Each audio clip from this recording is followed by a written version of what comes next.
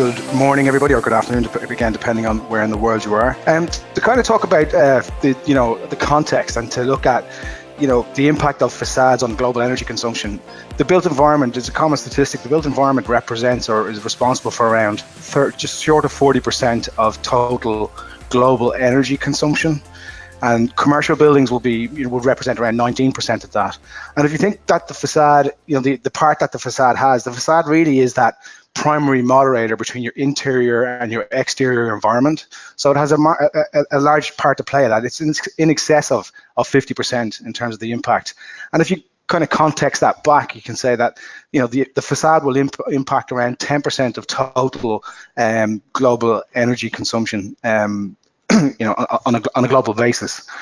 So if you look at that then in terms of where that energy is being used in the building, and this is a very useful diagram that kind of sets out some context in relation to where energy is being used in buildings. And to focus around the facade, we can look at this kind of three areas that we can look at. So, in terms of heat loss, if you see there, obviously through your floors, your walls, and your roof, you're losing around 6%. Through your glazing, you're losing, another 6% in terms of heat loss. So again, getting that balance right is critical. But while the windows are representing around 6% of overall heat loss within of energy use within a building, it's important to maximize those your windows, because the benefits are positive in terms of natural daylight, in terms of driving that reduction in the use of artificial lighting, which represents around 19%.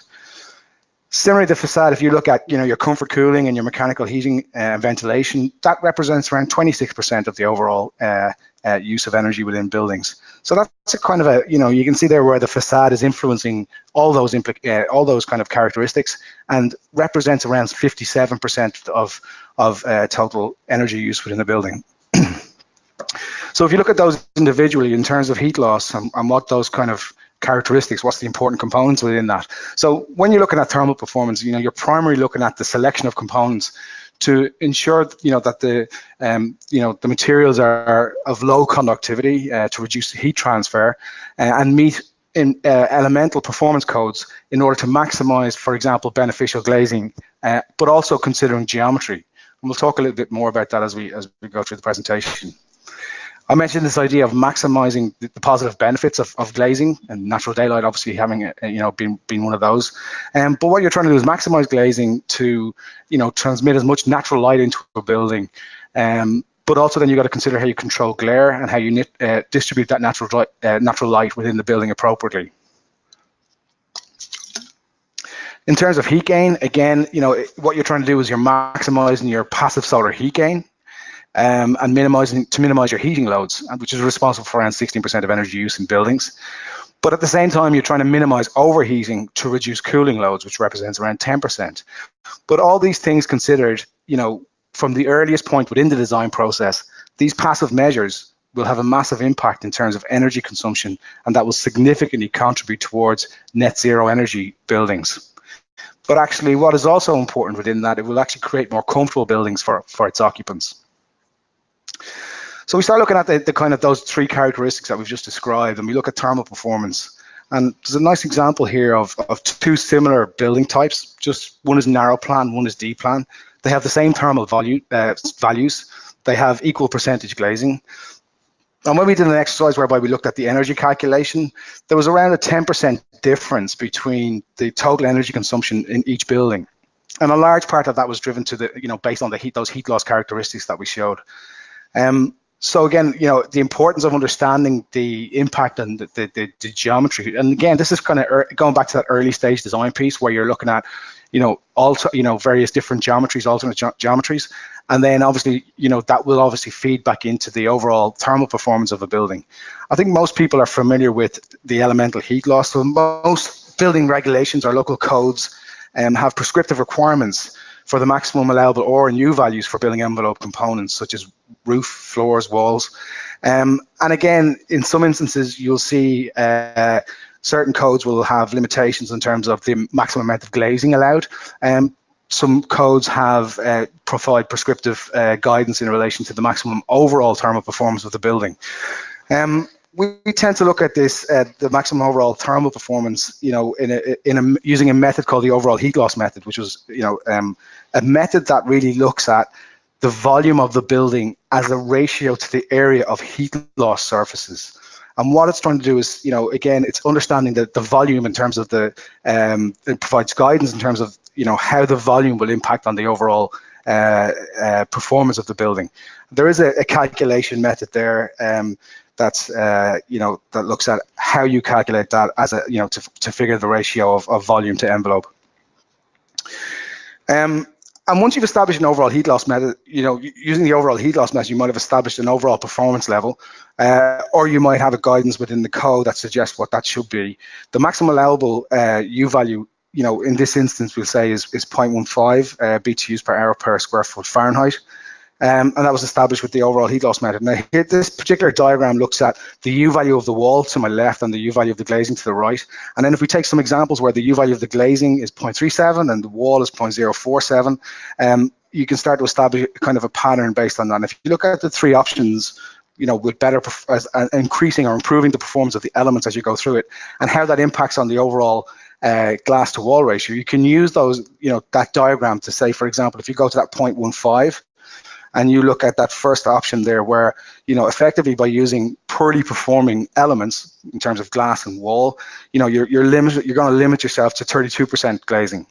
If you look at option 2, where you've improved slightly the performance of the elements, you can see there you've automatically got an increase to something closer to 50% in terms of glass to wall ratio.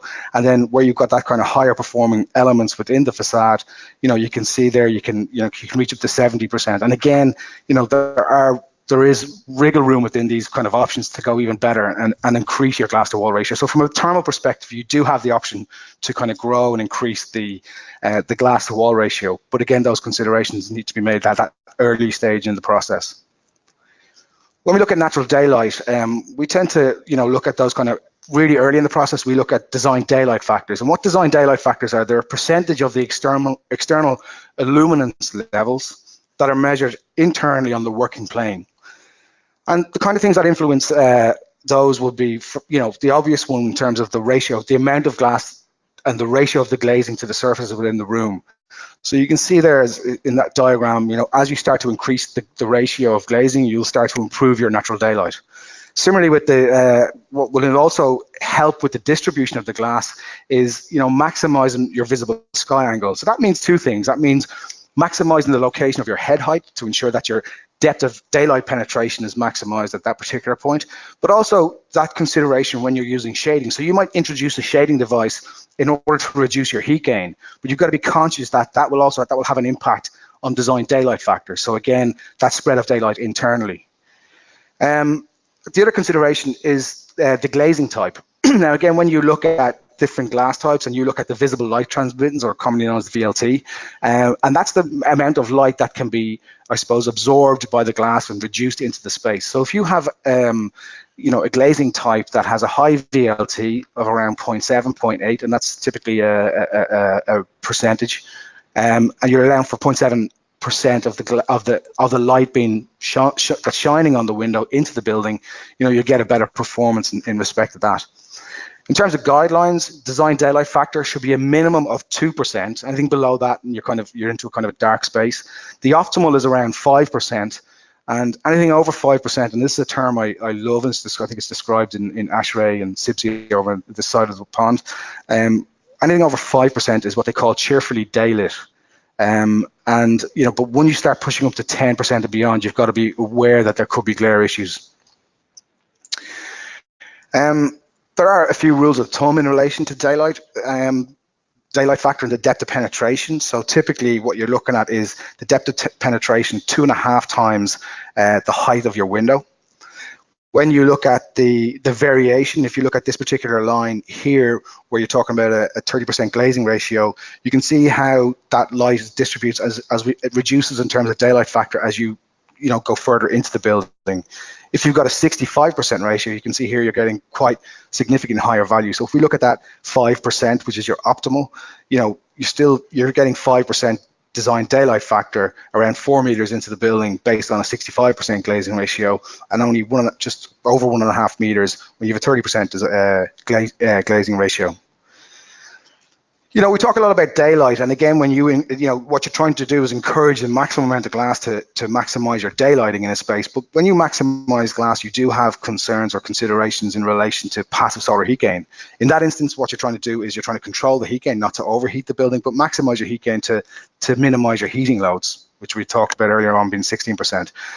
I'll put up the formula in terms of calculating heat gain there, and you can see what those kind of influencing factors, the area of the glass, the glass factor, which is the solar heat gain coefficient, any shading, then obviously considering the location, orientation, and that influences obviously what the solar load is. The area of the zone is typically what we describe as the core zone or the perimeter zone, which is 6 meters into the building, and that's what we kind of look at when we're calculating heat gain. So what we guide on heat gain, you know, anything over 7.9 BTUs per foot square per hour is an overheat. So if you're overheating the building, you know, you can reduce the glazing, you can improve the glazing specification with glass that has a lower solar heat gain coefficient, or provide additional solar shading in the form of shading itself or fritting. What you look, the optimal point there is between 4.75 and 7.9, and that's where you're trying to, you know, you're not underheating or overheating the building. But anything below 4.75, you're not really maximizing your heat gain. Now that might be the desired result that you're looking to achieve, because you might have a room that you know has you know, high heat gains from occupant load or computer equipment or whatever it might be. In terms of those considerations I mentioned earlier, the amount of glass, the type of glass, and the sort of heat gain or the G value when it comes to heat gain, and obviously the visible light transmittance when it comes to daylight, shading devices, fritting, the impact of self-shading in terms of depending on the shape of the building, or the impact of surrounding buildings if it's a highly densely populated area. We can also look at alternative occupancy patterns, and then, you know, looking at how that feeds in and provides that balance between heat gain and natural daylight. At this point, I'm going to introduce Apoorv, who is an architect and a senior sustainable designer at HOK. Thanks, David. Hello, guys. This is Apoorv, senior sustainable design specialist at HOK New York. I head the sustainability practice for New York, Northeast region of HOK. Very quick background: we are a global firm. I'm sure a lot of you know about HOK. We work in 23 different offices around the world, and when we talk about sustainability, we don't necessarily talk only in terms of energy efficiency, but try and expand that definition into occupant comfort, well-being, and how can we start to integrate in natural ecology and, you know, optimize all these three systems and more in conjunction, and start to look into design. And one of the terms that have been becoming very, very common and popular these days is the data-driven design, which have based on the technological inventions and you know, innovations with the softwares and tools and everything. It's really easy to generate a lot of data, which can really help us in design. But more and more, we are realizing that it's actually rather to inform the team and the design, rather than, you know, driving that design using that data and create a specific design option. Rather, you know, it's much better to actually inform and understand what the patterns of high performance are. And to enable that, we really need to shift from that conventional thinking of verification of designs and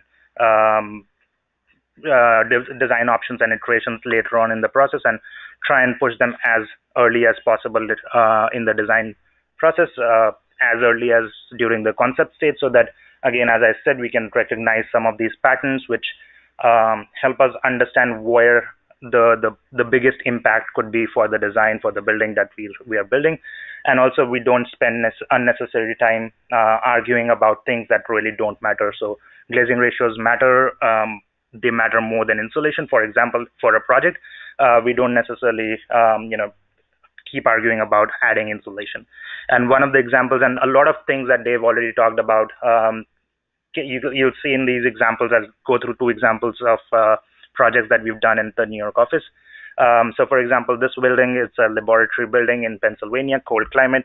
However, being a lab building, there was a high mechanical ventilation load, which we found out very, very early on during the concept stage, running shoebox analysis and, you know, other tools, and having the MEP help us in with that as well. So since the biggest load is mechanical ventilation that is not dependent on the facade at all, you can go in and do more analysis on the facade, understand how exactly the solar heat gain will impact in what time and how much uh, summer and winter radiation those things or that specific design will have.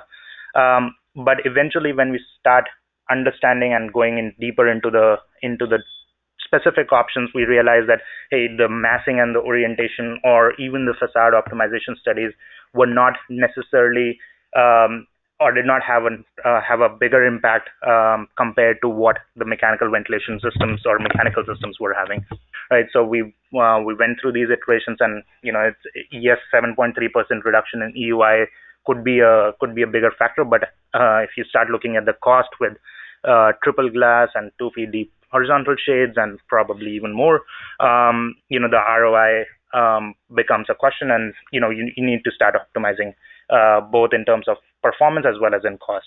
And at that point of time, then you can actually spend more time on focusing on more critical issues. For in this case, it was more about occupant comfort and well-being, and the students and the researchers working in this lab building and not being able to concentrate because of potential glare problems, for example, or having natural daylight so that their productivity could be increased. Similarly, in this another example, this is a building in India, south of India. Solar heat gains is a big, huge problem throughout the year. In fact, more so in summers, of course. And the idea was to understand how we can utilize our design process to build and to design a facade option that is integrated in the design process, cannot be weeded out, and also contributes to the building performance, right? So while the design team is working on the design, massing the building, coming together with some facade options, the sustainability team at the same time could from day one really we were able to simulate these options and understand how different options work in terms of transmittance of solar heat gain, and that kept narrowing down throughout the design process with different options. We were able to narrow down what was working best and understanding what patterns of those facade design have the maximum impact on the heat gain and heat loss.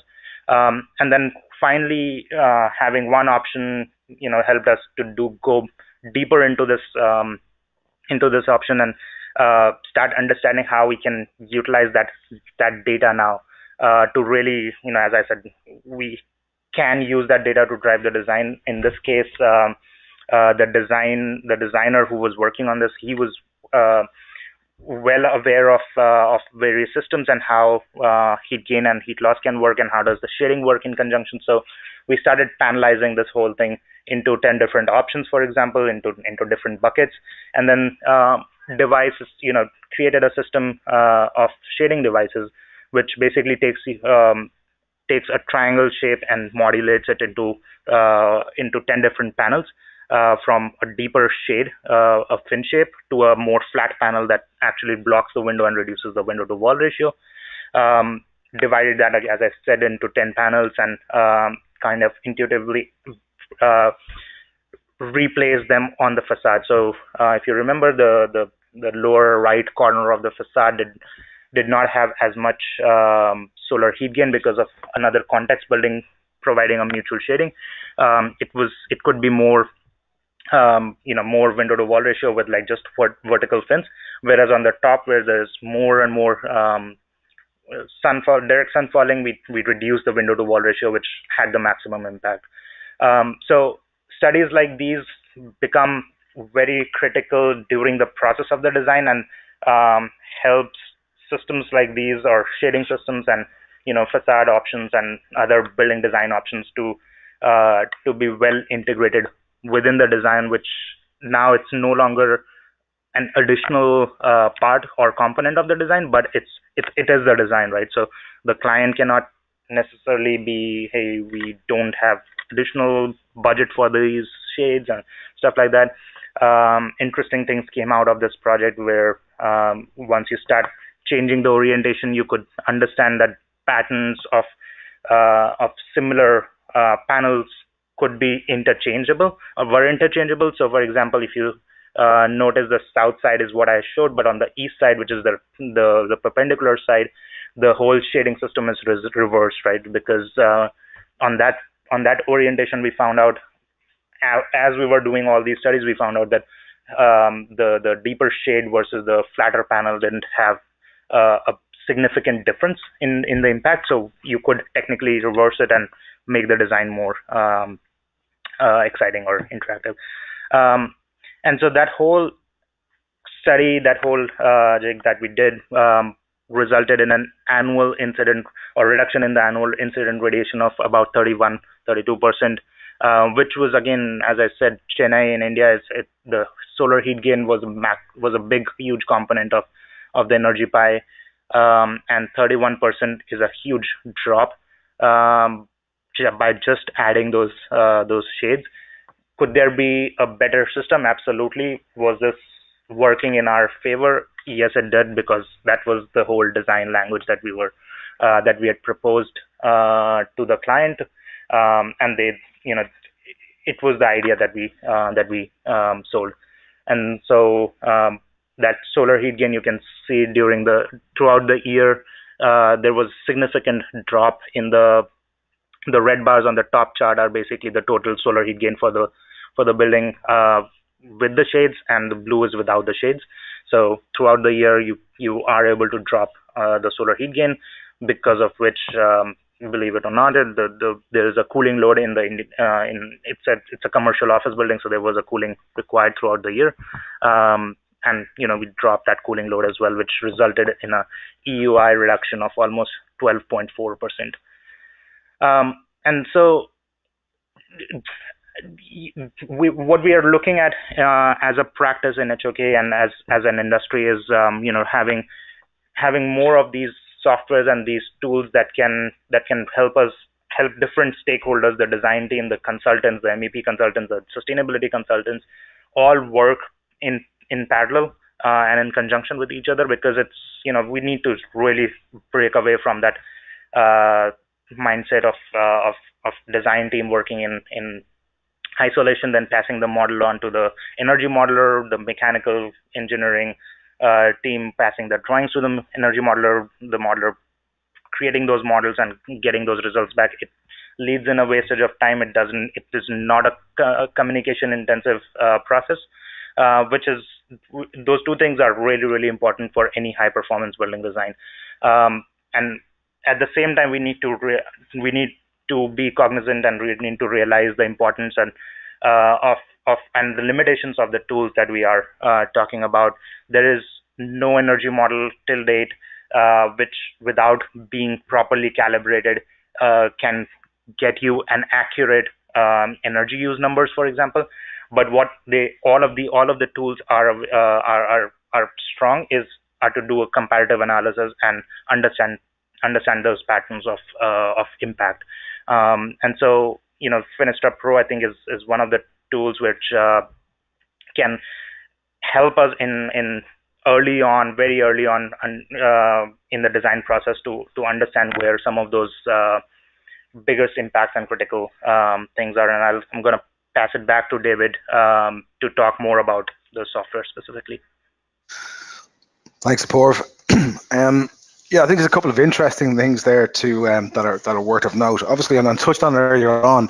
What we're looking at really is to, from Finestra Pro's perspective, is to provide the design tools that really kind of give architects the understanding of those implications and balance those considerations. It's not all about heat gain. It's not all about data. It's not all about thermal performance, but it's about providing a balanced approach to those.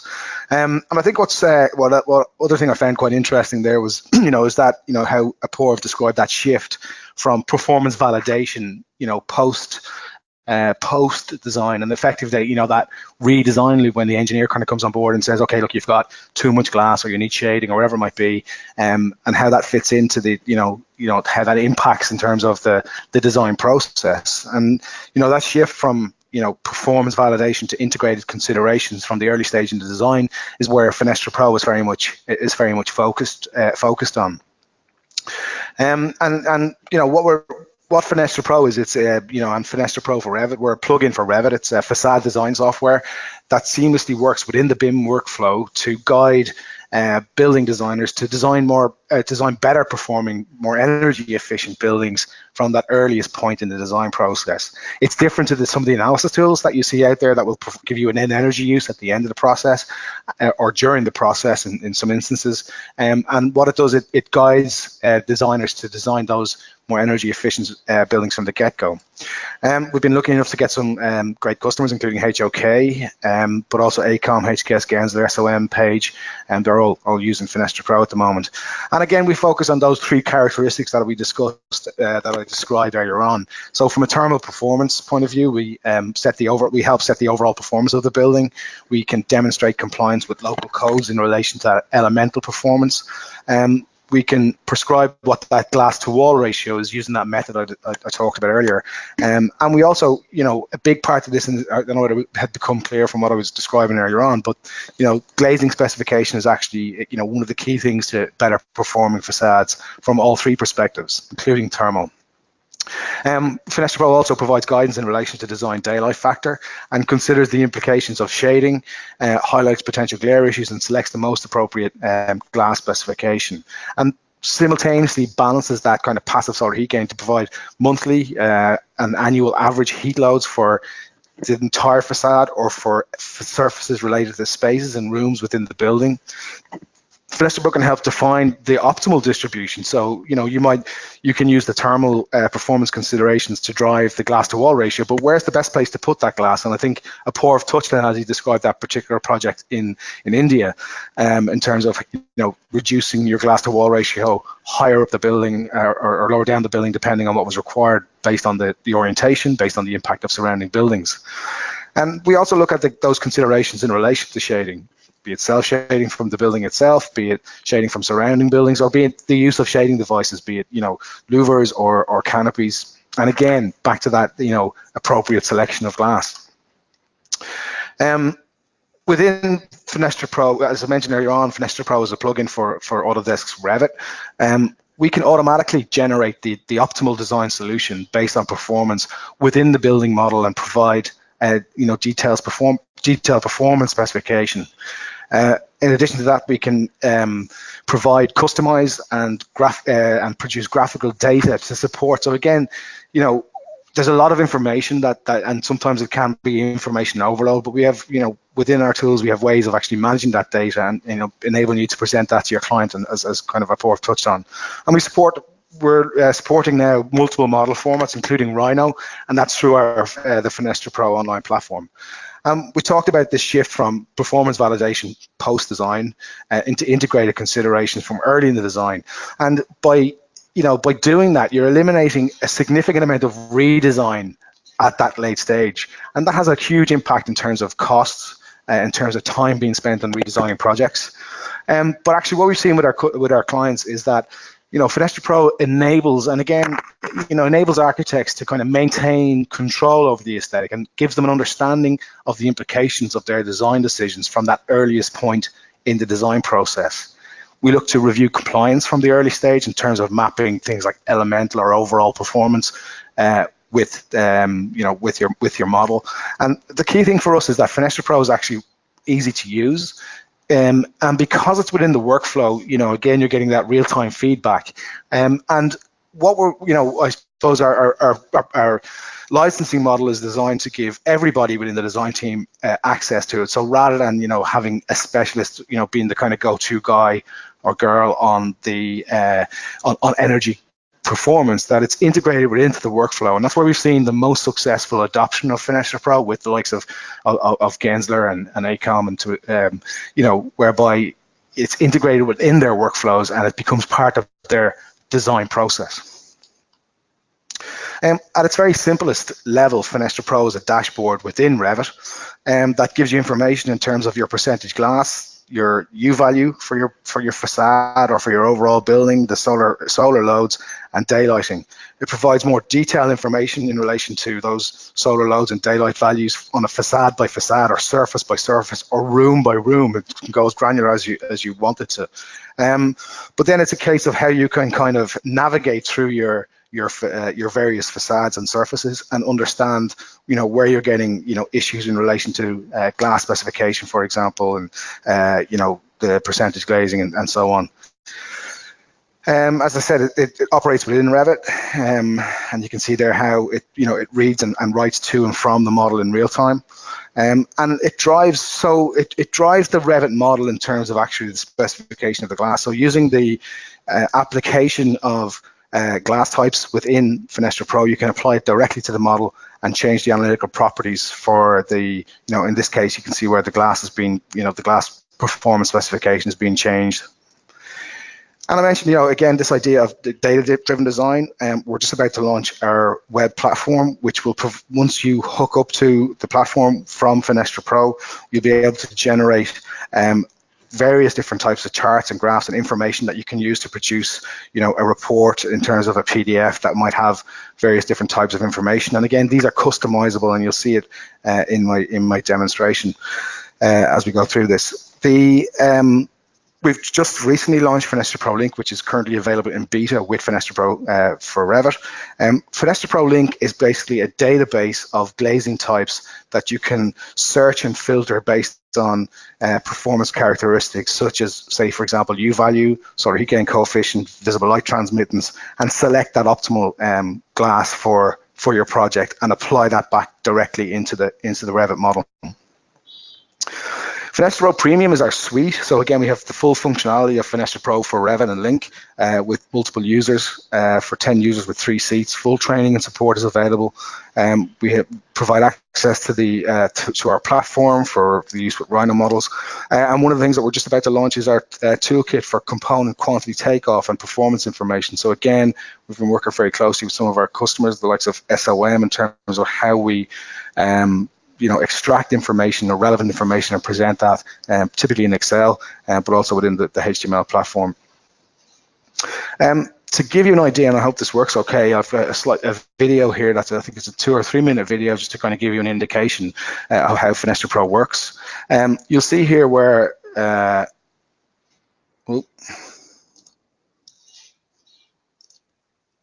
we go, it's working. So again, within Fenestra Pro, it works within the conceptual design model, but also within the detail model.